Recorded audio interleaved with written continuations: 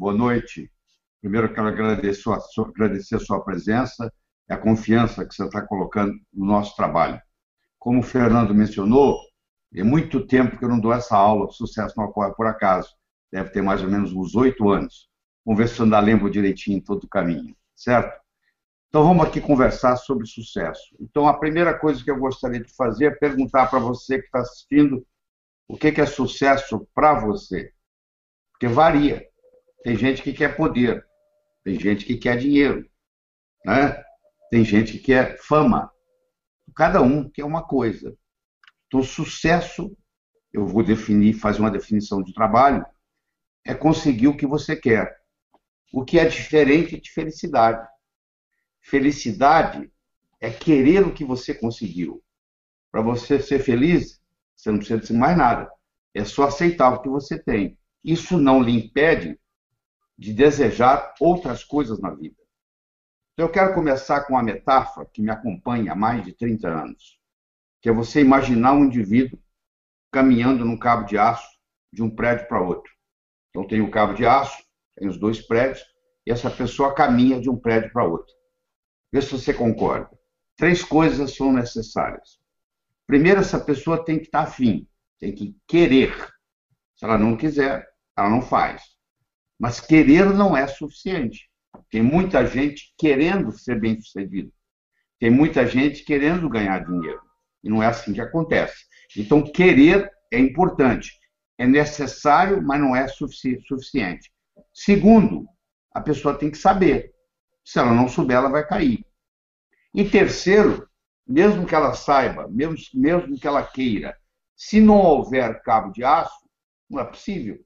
Se você vive numa sociedade onde o empreendedorismo não é estimulado, onde você não tem liberdade de ação, onde você vive numa situação de tirania, você pode querer, você pode saber, você não vai ter oportunidade. O querer é a motivação. Você está motivado a melhorar a sua vida. E por isso é que você está numa terça-feira à noite aqui nos assistindo. Então, você está motivado. O seu filho pode estar motivado para jogar futebol, mas não está motivado para estudar. O futebol é no sábado. Durante a semana, alguém tem que acordá-lo, senão ele perde a aula. No sábado, ninguém precisa chamá-lo. Ele levanta cedo, que é dia de jogar futebol. Quando nós fazemos algo que nós gostamos, a motivação é espontânea. A gente está motivado, a gente tem um motivo para a ação. Motivação. O saber é a estratégia. Eu posso querer ganhar dinheiro, mas eu não fui orientado como fazê-lo, eu não aprendi em casa, eu não aprendi na escola, eu estou à deriva. Se você não tivesse aprendido a ler em casa, se você não tivesse aprendido a ler na escola, você seria analfabeto. Ora, tem muita gente que em casa não se falava de dinheiro, por exemplo. Na escola não se falava de dinheiro. Se você não aprendeu em casa, se você não aprendeu na escola, você está à deriva. Muitas vezes você tem que aprender por osmose, você tem que aprender perdendo e ganhar a própria experiência. E terceiro é o cabo de aço, que na vida é a oportunidade. A oportunidade é muito interessante. Ou ela se apresenta para você, ou você corre atrás dela. Quando ela se apresenta para você, ela se apresenta na forma de problema. Ela nunca chega e diz para você, eu sou oportunidade. Ela se apresenta na forma de problema, você resolve o problema e por trás do problema surge uma oportunidade. Por exemplo, a situação financeira, econômica brasileira não é das melhores. Então, é um problema. Ora, se desse problema aconteceu de você perder o emprego, como tem 11 milhões de brasileiros que perderam o emprego, aconteceu de você perder o emprego, isso pode ser um jeito de você alavancar. Porque você começa a fazer uma coisa diferente, já que você está desempregado, e de repente a coisa dá certo. Não é verdade? Então, de repente, aquilo que parecia ser um problema surge como uma oportunidade. Ou você corre atrás, vai buscar o que você quer. Certo? Sucesso é uma ciência. Do mesmo modo que você aprende física, que você aprende química, que você aprende biologia, você pode aprender a ser bem-sucedido. Que é diferente de ter sucesso. Não é a mesma coisa. Você pode ter um jogador de futebol que tem muito sucesso jogando futebol. Mas você vai ver a vida pessoal dele é toda comprometida, toda confusa. Então, essa pessoa tem sucesso jogando futebol, mas não é uma pessoa bem-sucedida na vida. Para ser bem-sucedido na vida, você tem que trabalhar em várias áreas.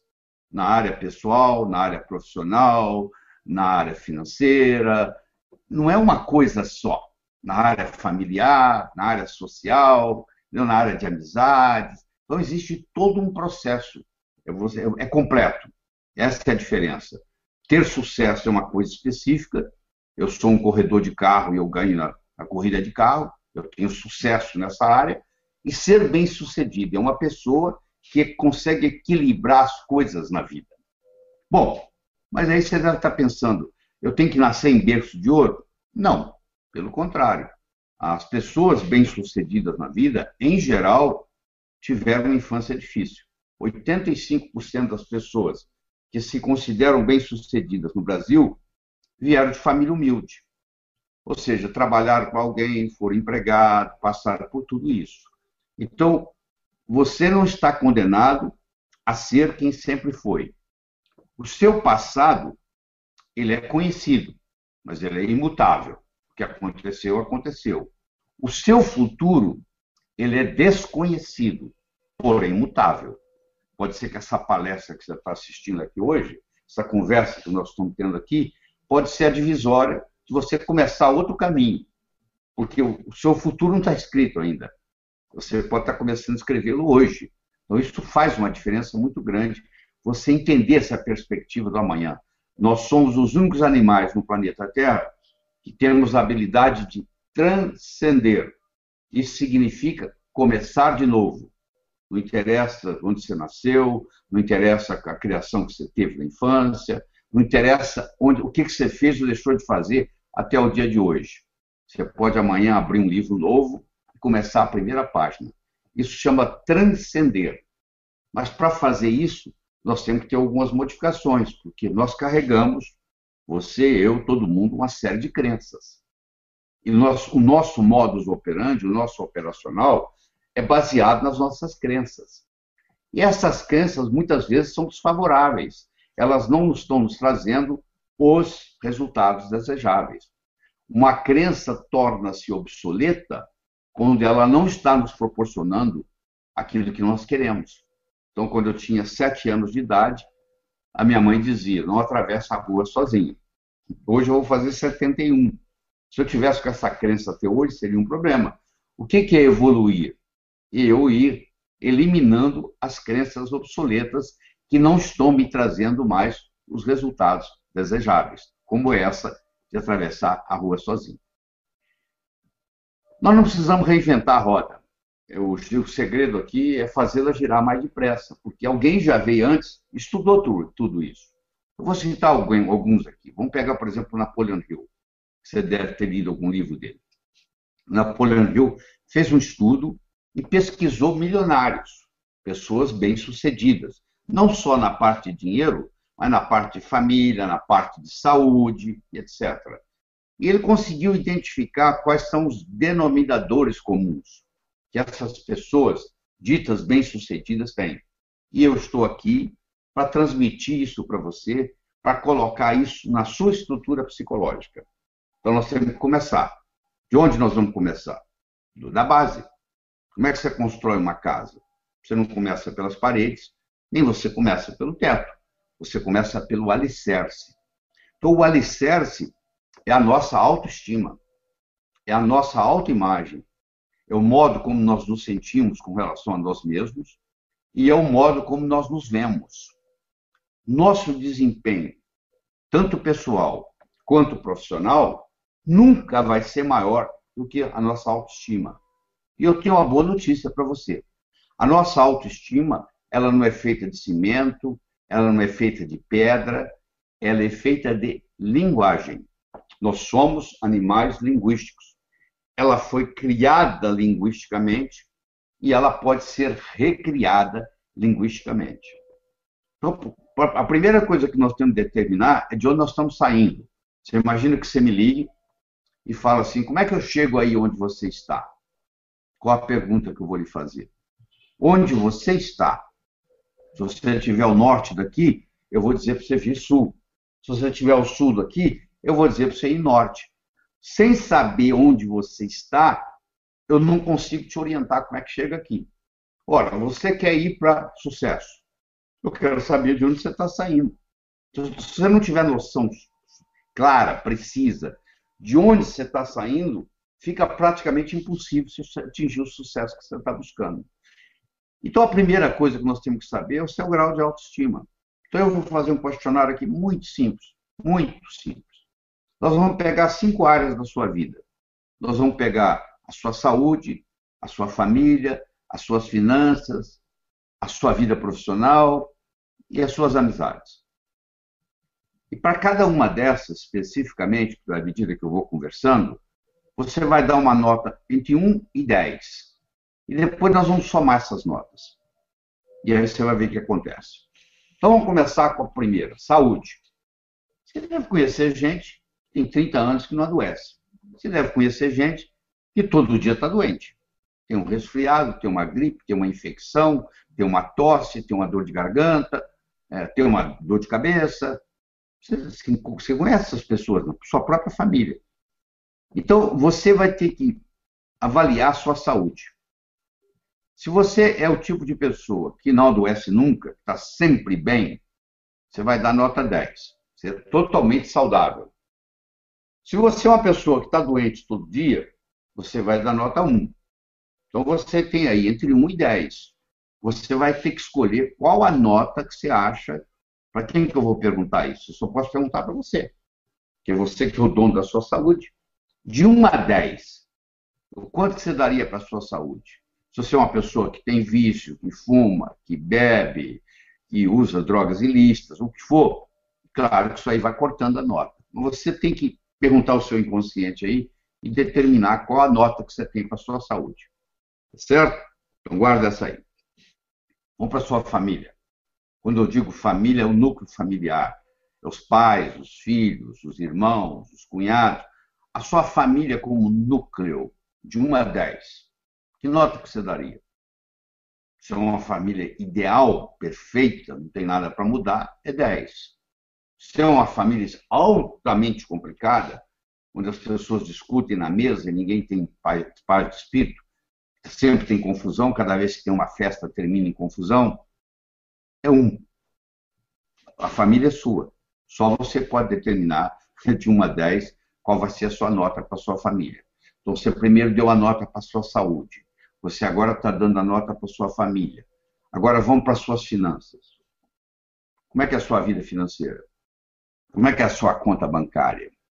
Se você perdeu o emprego hoje, se você parar de trabalhar hoje porque você teve um acidente, você ficou doente, quanto tempo vai durar o dinheiro? E você mantendo o mesmo estilo de vida. Isso tem um nome.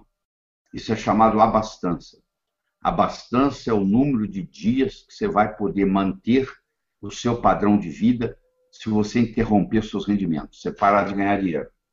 Você já ganhou o suficiente para o dinheiro trabalhar para você, porque o dinheiro é um excelente empregado, um péssimo patrão. Se você trabalha para o dinheiro, meus pêsames. Se você coloca o dinheiro para trabalhar para você, tudo certo, que é isso que o dinheiro sabe fazer bem, trabalhar para você. Então, qual é a sua vida financeira? Você é o tipo de pessoa que pode ficar, não interessa o quanto que você viva, da agora para frente, você vai ficar sem trabalhar, e o que você tem, ou você acumulou, vai render o suficiente para manter o seu padrão de vida? Nota 10. Se você está devendo, está gastando mais do que você está ganhando, ou até ganhando igual, você está pedalando igual a bicicleta que está pedalando, igual que você parar de pedalar, você cai, você está ganhando e gastando, ganhando e gastando, e não existe abastança, você vai dar uma nota perto de 1. Não sou eu que vou escolher essa nota, é você. Do mesmo jeito que escolheu uma para a saúde, escolheu uma para a família, agora você está escolhendo uma para finanças. Nós agora vamos para o seu trabalho, a sua vida profissional. Deixa eu fazer uma pergunta muito simples para você. Se você ganhasse amanhã $1 milhão na loteria, depois de amanhã, você ia continuar fazendo a mesma coisa profissionalmente que você faz, Ou você ia mudar? Se você ganhando US$ 1 milhão amanhã, depois de amanhã, você estaria fazendo exatamente o mesmo, significa que você está em total congruência com a sua atividade profissional. Então, aí você merece um 10. Tá? Agora, se você está contando os dias para a aposentadoria, isso significa que você não está satisfeito com o que você está fazendo. Aí você merece dar para a sua nota 1 ou 2. Então, ó, nós demos a nota para saúde, demos a nota para família, demos a nota para finança, demos a nota para trabalho. Eu tenho mais uma nota aqui, que é amizades.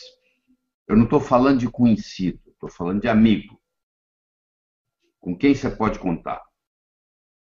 Quem que você sabe que vai te ajudar? Se você morresse hoje, quem é que viria no seu enterro amanhã? É uma boa pergunta para ver quem está perto de você, quem está cuidando. Então, amizade, você tem duas coisas. Primeiro é a quantidade de amigos e segundo é a qualidade, a profundidade. Tá? Às vezes é muito mais importante você ter menos amigos e de qualidade melhor, mais profunda amizade. Então, agora você tem uma nota para você, para a sua saúde, para a sua família, para as suas finanças, para a sua vida profissional e para a sua amizade. Soma essas 5 notas, por favor. Só vou usar um exemplo aqui para lhe ajudar. Vamos supor que eu dei 7, 7, 7, 7, 7. Somei 7 5 vezes, dá 35. Eu pego esse número e multiplico por 2, dá 70. Significa que eu estou operando o potencial da minha autoestima em 70%. Faz aí, vamos ver o que acontece. Soma essas 5 notas. Faz o somatório. Divide, ele multiplica por 2. Agora, você sabe de onde você está saindo.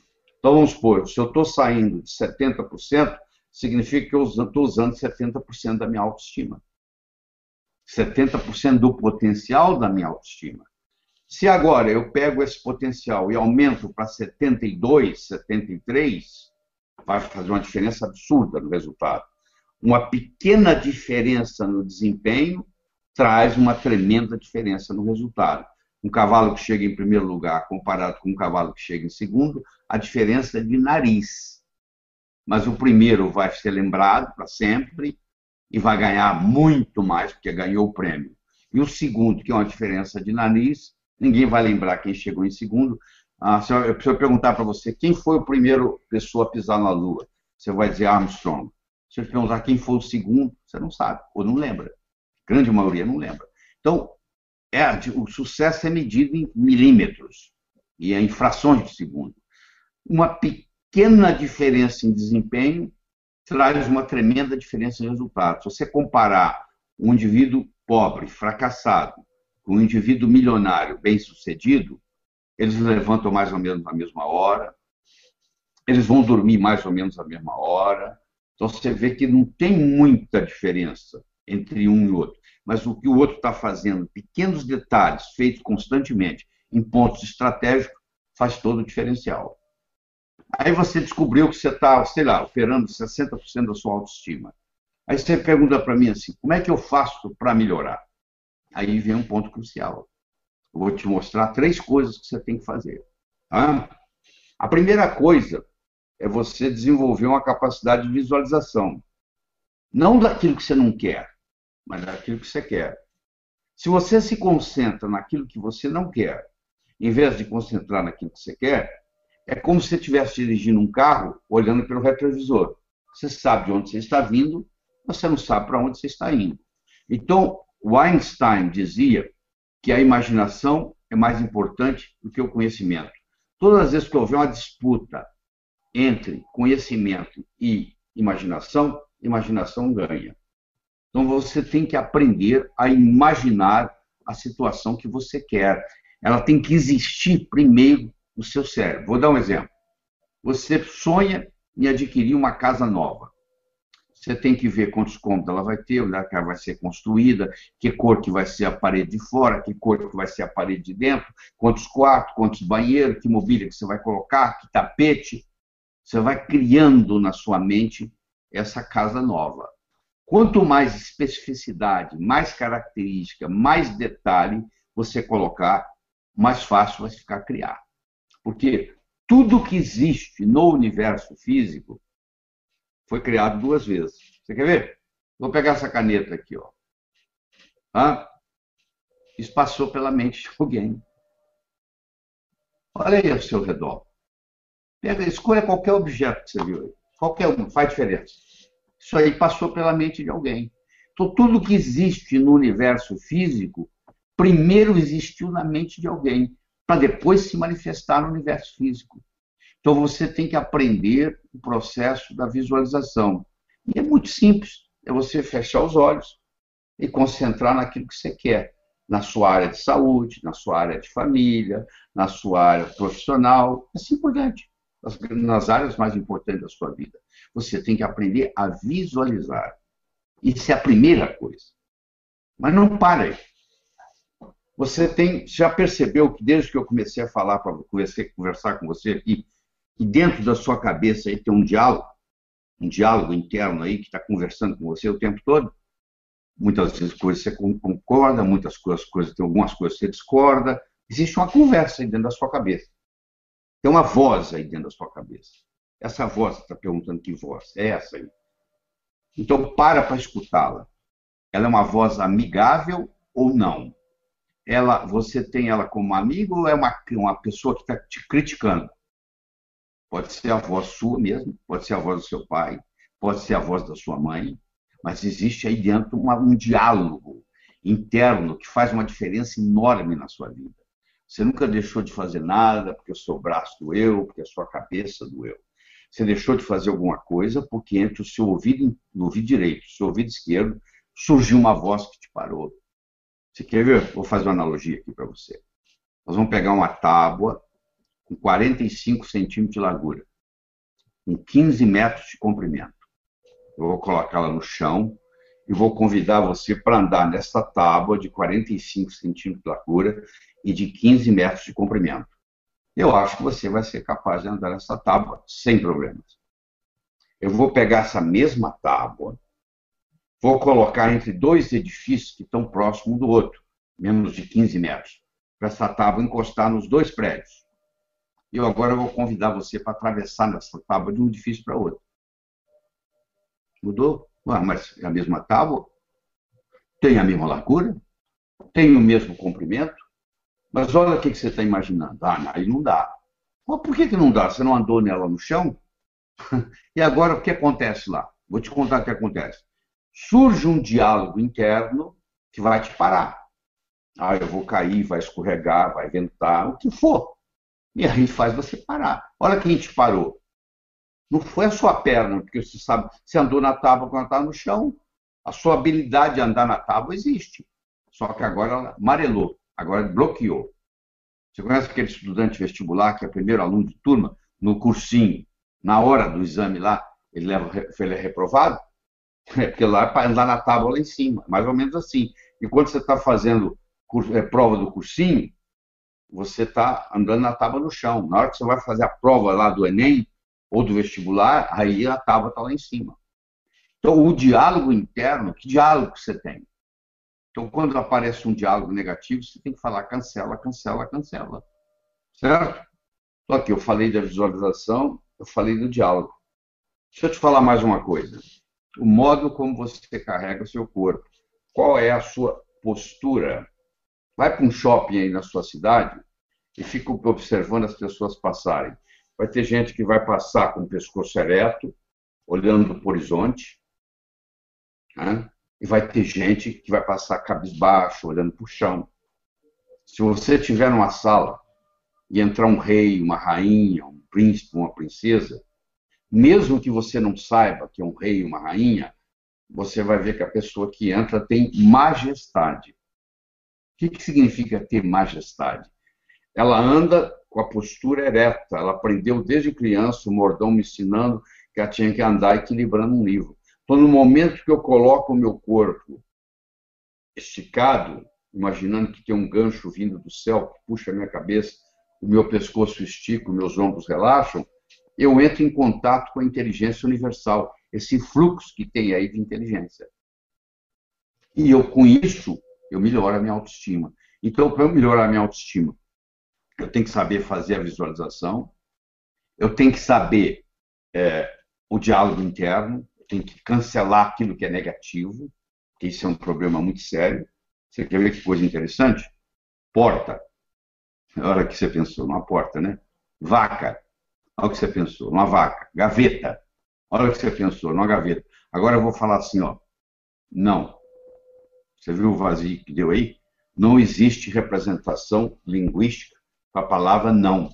Então, se eu falar para você assim, quer ver? Ó, não pense azul. Que cor você está pensando? Não pense numa maçã. Nem verde, nem madura. Nem com casca, nem sem casca. Olha o que você está pensando.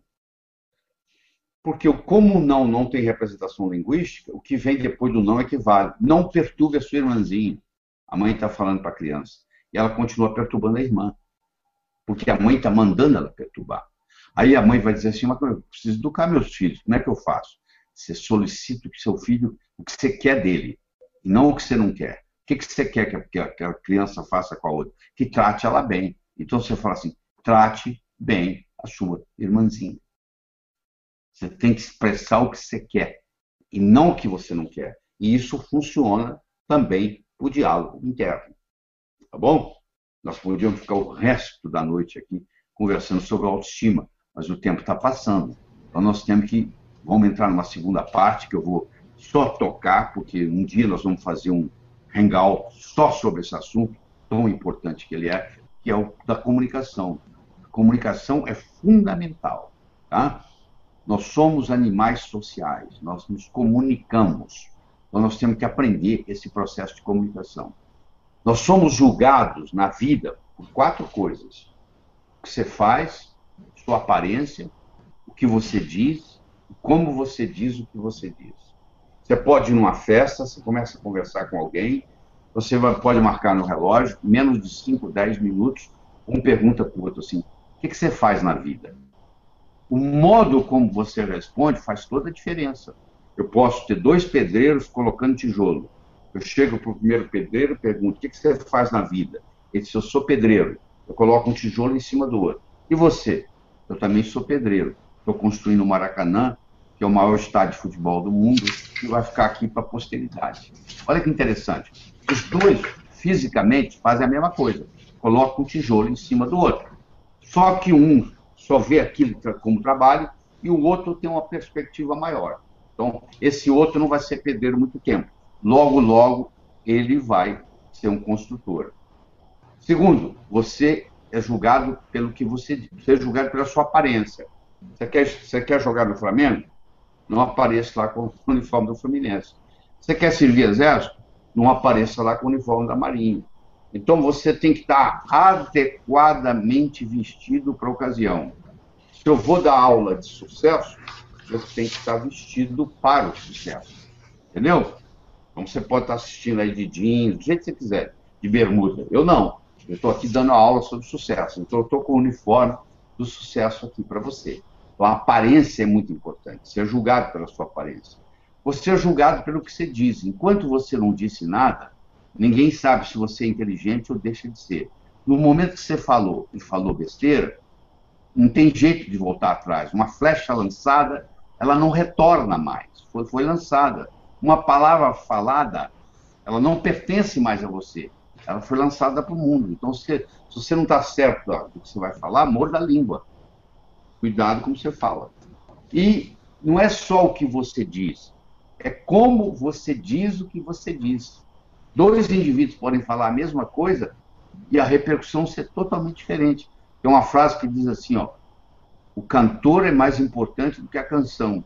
Se você é fã do Roberto Carlos, ele tem uma canção que toca o seu coração, aquela mesma canção cantada por um cantor que você não gosta, não vai ter o mesmo impacto em você. Então você vê que não é só o que você está dizendo, é quem está dizendo o quê. Como que a pessoa diz o que ela diz. Isso faz a diferença.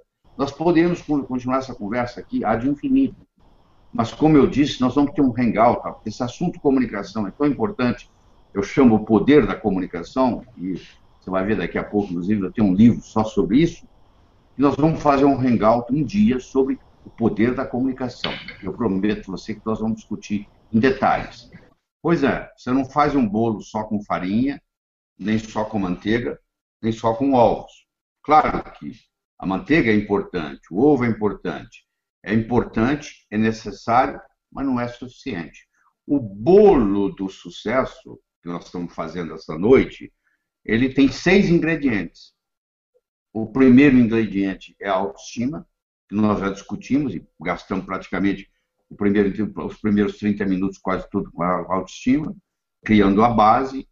O segundo é a comunicação, que eu prometi a vocês que nós vamos fazer no Hangout futuro, o poder da comunicação. E agora vem metas, vem atitude, vem trabalho e vem ambição. Quando você coloca esses 6 ingredientes juntos, com paciência e persistência, que são as características do profissional e que o amador não tem. O amador quer tudo para ontem. Só que a natureza não funciona assim. O amanhecer só vem depois da noite toda ter passado. Você planta uma semente, no dia seguinte ela não é uma planta. Ela continua sendo uma semente, começando o seu processo de germinação, mas continua sendo uma semente. Então eu tenho que entender ir no caminho certo e tem que dar tempo para que isso ocorra. Porque muitas vezes a pessoa desiste antes da coisa acontecer. Por isso que a paciência e a persistência, Roma não foi construída em um dia, é fundamental. Então nós discutimos a autoestima, nós discutimos rapidamente, vamos deixamos para outra ocasião, o processo de comunicação. Eu queria conversar com você agora sobre metas. Então, primeiro nós vamos aprender a transformar um sonho numa meta e depois nós vamos aprender a transformar uma meta em realidade. Como é que eu transformo um sonho numa meta? Eu transformo um sonho numa meta colocando uma data. Tudo aquilo que você colocou na categoria de algum dia não vai acontecer. Sabe aquele livro empoeirado que você tem na prateleira da sua casa? Você disse que algum dia você vai lê-lo? Tem 4 anos que você comprou, ele está lá. Porque não existe algum dia no calendário. O cérebro te obedece. Você diz assim, tá bom, o dia que algum dia chegar, a gente vai fazer isso. Mas não tem algum dia no calendário, nunca vai acontecer. Então, no momento que eu coloco uma data, faz toda a diferença. Então, você tem que aprender a pôr data nos seus sonhos. No momento que você coloca a data no sonho, ele deixa de ser sonho e passa a ser meta. E o universo começa a conspirar a seu favor. Mas aí você transformou o sonho na meta. Mas você precisa transformar a meta em realidade, que é outra história. Você não pode parar só na meta. Primeiro, eu quero dizer para você que a importância da meta não é necessariamente atingi-la, mas colocar você em movimento. Porque, quem sabe, alguma coisa mais importante vai ocorrer nesse caminho. Você quer ver? Vou te provar. Pense nas 3 coisas mais importantes que ocorreram na sua vida até hoje. Desde que você se entende por gente, até hoje. O que aconteceu de mais importante? 3 eventos. O seu casamento, o nascimento do seu filho, sei lá, o que você achar. Sua promoção, você passar no vestibular, você se formar. Tem muita coisa importante na sua vida. Mas você vai perceber que pelo menos 2 dos 3 não foram planejados. Você não levantou um dia e disse assim, hoje eu vou conhecer uma pessoa por quem eu vou me apaixonar, por quem eu vou me casar. Não foi assim, foi? Você foi em algum lugar, se apaixonou, se casou. E esse trabalho que você tem aí? Você é empregado de uma empresa, você levantou um dia e disse, hoje eu vou me empregar nessa empresa. Não, você viu um anúncio, alguém te convidou, você foi fazer uma entrevista, levou o currículo, foi aprovado, você está contratado. Olha que interessante. Eu tenho que ter metas para me colocar em movimento, mas eu tenho que estar com a mente preparada para coisas melhores. Porque pode ser que outras oportunidades, mais importantes que aquela que você está focando, vão surgir na sua vida. Você tem que ter essa flexibilidade. E essa meta, ela não pode ser uma coisa só. Tem que haver diversificação. Não ponha todos os seus ovos numa mesma cesta. Alguém vem, carrega a cesta, você fica sem ovos. Então você tem como profissão mãe, que é a profissão mais nobre que tem no planeta Terra, ser mãe. E você se dedica integralmente a ser mãe. Olha qual o risco que você está correndo de ser sua mãe. Um dia, seus filhos vão crescer e vão embora. A gente cria filho para o mundo. Eles não ficam com a gente. Eles vão cuidar da vida deles. E aí, o que você vai falar? Ah, mas agora eu me sinto vazia. É a síndrome do empty nest, a síndrome do ninho vazio. É a mãe que dedicou a vida inteira só aos filhos, os filhos cresceram, foram cuidar na vida deles, e a mãe se sente sozinha. Então, por isso, você tem que ter uma diversidade. Você tem que ter uma meta financeira, você tem que ter uma meta profissional, você tem que ter uma meta social, você tem que ter uma meta familiar, você tem que ter uma meta de saúde. O que adianta eu ganhar muito e me infartar aos 40 anos? Não vale a pena. Eu não vou levar nada para o túmulo, caixão não tem gaveta, mortalha não tem bolso. O que adianta eu ganhar esse dinheiro todo e ir embora?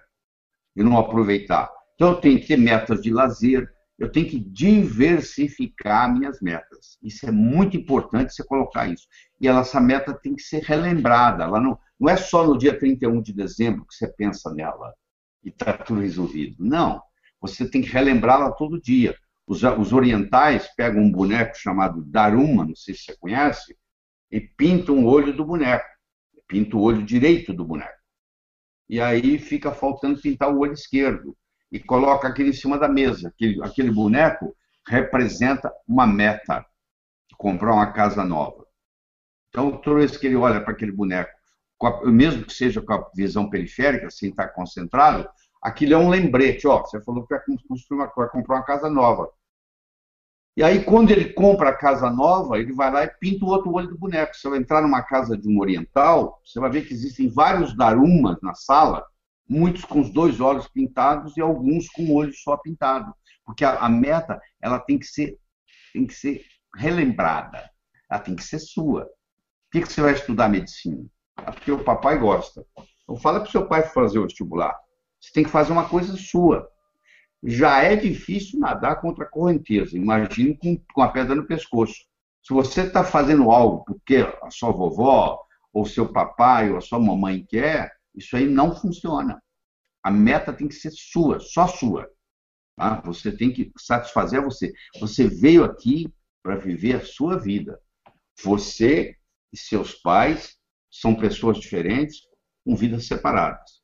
Você e seus filhos são pessoas diferentes, com vidas separadas. Um dia eles vão embora. E você também tem que deixar os seus pais. Tem que deixar eles cuidar da vida deles. Você tem que apoiar, não é ajudar. Ajudar é fazer por eles. Cada um está aqui para viver a sua própria vida. Então você tem que tomar muito cuidado na qualidade de metas que você tem. Quais são as metas que você quer colocar lá. Certo? Bom, então além disso tudo que nós estamos falando, além da autoestima, além da comunicação, além das metas, eu queria discutir com você agora uma coisa chamada atitude. A sua atitude determina a sua altitude. A atitude que você tem na vida faz uma diferença enorme no resultado final. E essa atitude depende do paradigma que você vive. Você imagina um peixe que nunca saiu da água. Ele não sabe que ele vive na água. Porque para ele saber que ele vive na água, ele tem que experimentar o que não é água, para saber que ele vive na água. Então, se você vive num paradigma e você nunca saiu dele, você não sabe que você vive num paradigma. Você pode estar limitado. Quando o paradigma era que a Terra era plana, era impossível você fazer uma viagem de volta ao mundo numa Terra plana. Quando o conceito mudou da Terra ser plana para a Terra ser redonda, agora você é capaz de fazer uma viagem de volta ao mundo numa Terra redonda. A mudança de paradigma multiplica as possibilidades. O que é impossível para você hoje é impossível no paradigma que você está operando. Porque no momento que você muda o paradigma, isso que é impossível torna-se possível. Fazer uma viagem de volta ao mundo na Terra plana era impossível. No momento que a Terra ficou redonda, tornou-se possível. Olha que interessante. O que é impossível hoje na sua vida é impossível baseando-se no paradigma que você vive. E você tem que parar de se preocupar com o que o outro pensa a seu respeito. O que o outro pensa a seu respeito não é seu problema. É problema do outro. Pode pensar o que quiser. Como você também pode pensar o que quiser. Se você tem que dar satisfação para todo mundo daquilo que você está fazendo, você não está vivendo a sua vida. Você está vivendo a vida dos outros. Então, você ter uma atitude positiva, você ter uma atitude otimista, faz toda a diferença. Otimismo sozinho não resolve. Pessimismo atrapalha. Então, eu não estou dizendo que só ser otimista resolve. Você pode, inclusive, ser otimista demais. Você conhece a história dos dois gêmeos, que um era super otimista e o outro era super pessimista, e os pais não sabiam mais o que fazer, foram no psiquiatra e disseram, nós temos dois filhos iguaizinhos, a diferença é que um é otimista demais e o outro é pessimista demais. E o psiquiatra perguntou, quando que é o aniversário deles? Ah, isso aí é fácil, está chegando, daqui 10 dias. Então, nós vamos resolver o problema de uma vez por todas. Ele disse, como? Mas qual é o sonho de consumo do seu filho pessimista? O meu sonho de consumo do meu filho pessimista é ganhar uma bicicleta de 18 marchas. Nós não conseguimos comprar. Ah, não, você vai comprar, diz o psiquiatra. Você vai no banco pegar um dinheiro emprestado, o impacto vai ser tão grande que essa criança vai mudar tudo. Mas e para o otimista, o que eu dou? Aí é muito mais fácil. Você vai numa fazenda, num sítio, leva um balde, enche de cocô de cavalo, enche de estrume de cavalo e coloca o nome dele com estrume ao lado da bicicleta do irmão com o nome do irmão. No dia que eles acordarem no aniversário, o pessimista vai ver aquela bicicleta com o nome dele, vai ficar tão encantado que vai curar o pessimismo. E o otimista vai ver esse estrume de cavalo com o nome dele e vai quebrar um pouco esse excesso de otimismo dele. Então, os pais fizeram isso, pegaram dinheiro emprestado, compraram a bicicleta de 18 marchas, puseram o nome do pessimista, buscaram o estrume de cavalo, colocaram o nome do otimista, e quando acordou de manhã, no dia do aniversário, eles escutam aquela gritalhada, aquela choradeira, quando eles descem, o pessimista está chorando e o otimista pulando de alegria. Aí os pais já não entendem mais nada. Aí o pai chega perto do pessimista e fala, meu filho, por que você está chorando? Qual é o seu sonho de consumo? Ah, pai, era ganhar uma bicicleta. Mas por que você está chorando? Ah, porque eu estou pensando aqui que eu vou montar nela, que eu vou cair, que eu vou machucar, que eu vou para o hospital. Ele olha para o outro lado, o outro filho está pulando de alegria. Aí ele vira, meu filho, o que foi que você ganhou, meu filho? Ganhei um cavalo, pai. Cavalo, filho? Onde é que está o cavalo? Não sei não, passou por aqui. Não é esse otimismo que eu estou falando. Isso é um otimismo doentio. Eu estou falando quando você entra numa coisa para fazer, para você o pensamento seguinte, que vai dar certo. Porque se você entrar em campo já pensando que você vai perder, você não vai ganhar jogo nenhum.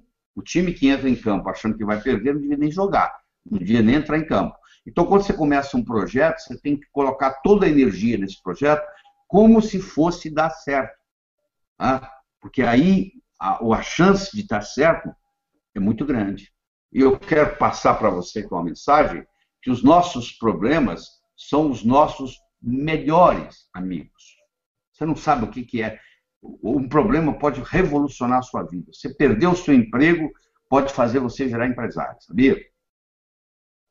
O próximo é o trabalho, a dedicação ao trabalho. Então eu tenho a autoestima, eu tenho a comunicação, eu tenho a atitude, eu tenho a ambição, eu tenho as metas, eu tenho ao trabalho e eu tenho a ambição. Então o trabalho é o seguinte, o trabalho, você passa 50% da sua vida acordado trabalhando. Se o dia tem 24 horas, você passa 8 horas dormindo, você passa 8 horas trabalhando, então o dia tem 24, se dormiu 8, sobraram 16. Você tem 16 horas para viver. 8 horas você passa trabalhando, você passa a metade da sua vida acordado trabalhando. Se você não se autorrealiza no seu trabalho, você está jogando fora a sua vida. Pelo menos 50% da vida, porque o tempo que está dormindo não conta. Então você tem que fazer algo que lhe traga autorrealização. Aliás, as pessoas que trabalham, o que elas querem? Elas querem, na ordem que eu vou te falar, elas querem autorrealização, elas querem se autorrealizar, elas querem um bom pagamento e elas querem oportunidade de crescimento. Você pode ver que se você for numa empresa que te paga mal, você também não vai ficar lá. Mas que paga bem, mas você não te deixa você se autorrealizar, você se cansa. E se você está lá e não é promovido, e não é estimulado, se larga para procurar coisa melhor. Então, isso é muito importante. O ideal mesmo é você chegar um dia e trabalhar para você. Aliás, você sempre trabalha para você, porque a empresa pode te dar a mesa, pode te dar o telefone, pode te dar o salário no final do mês, mas quando você melhora, você está melhorando. O dia que você sair da empresa, você vai levar essa melhora com você. O Napoleon Hill, estudando os milionários, ele chegou à conclusão que 85% dos milionários, antes de serem milionários, eles trabalhavam para alguém. Só que eles trabalhavam com a seguinte atitude: eles trabalhavam como se a empresa fosse deles, eles faziam render como se fosse deles, eles gastavam como se fosse deles, eles administravam a empresa como se fosse deles. O dia que eles abriram a deles, eles sabiam o que é ser dono de empresa. O que a maioria dos funcionários faz? Eu sou apenas um empregado aqui, eu não vou me esforçar. O dia que eu tiver a minha, aí sim. Só que perdeu a oportunidade, nesse período, de aprender a ser dono de empresa.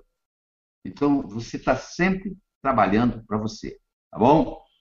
Nós estamos chegando ao final dessa conversa, falta só uma coisa: ambição. E lembra o japonês, Kaizen. A palavra Kaizen, no Japão, significa melhora contínua. Hoje melhor do que ontem, amanhã melhor que hoje. A palavra Kaizen pegou o Japão em 1945, Hiroshima, Nagasaki, tudo destruído, 40% do Japão destruído. Hoje ele está entre as 5 melhores países do mundo per capita. Você tem uma ideia. Quer dizer, de 40% destruído a entre os 5 melhores do mundo per capita, trazido por uma filosofia chamada Kaizen. Sempre melhorar, melhora contínua. Você diz para mim assim: eu não quero mais nada na vida. Eu digo: então está na hora de você morrer, porque você está aqui para aprender. Aliás, quando você morrer, quando você transcender, quando você mudar o seu endereço cósmico, e quando você chegar lá do outro lado, eles vão te fazer 3 perguntas. A primeira pergunta é a seguinte: o que você aprendeu lá? Isso aqui é uma escola, nós estamos aprendendo. A segunda pergunta é: como que a sua passagem pelo planeta Terra fez um lugar melhor para aqueles que virão depois de você?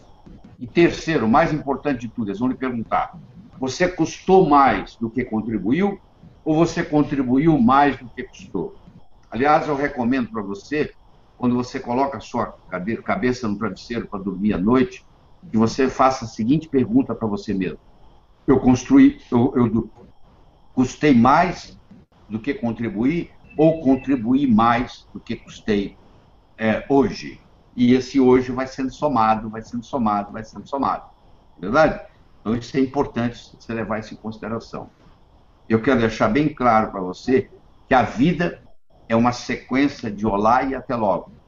Para você dar o próximo olá, você tem que dar o até logo. O grande olá da sua vida, você não está lembrado, mas você deu quando você chegou aqui no planeta Terra. Você chegou aqui chorando e todo mundo que estava aqui para te receber estava sorrindo. Eu espero que quando você morrer, quando você transcender, quando você mudar seu endereço cósmico, aconteça exatamente o contrário. Você vai sorrindo, porque você cumpriu a sua missão aqui, e quem ficar aqui vai ficar chorando porque você está indo. Mas isso ainda vai demorar muito tempo. Você tem uma vida inteira pela frente. E é preferível tê-la com sucesso do que sem sucesso. Eu recomendo você para aprofundar nessa ciência, porque sucesso é uma ciência. Do mesmo modo que você aprende física, química, biologia, matemática, você pode aprender a ser bem-sucedido, e você tem que aprender a trabalhar com esses 6 ingredientes: a autoestima, a comunicação, metas, trabalho, atitude, ambição. E, como eu disse, o que distingue o profissional do amador é paciência e persistência. O amanhecer só vem depois da noite toda ter passado. Espero que essa conversa que nós tivemos de 50 minutos ajude você.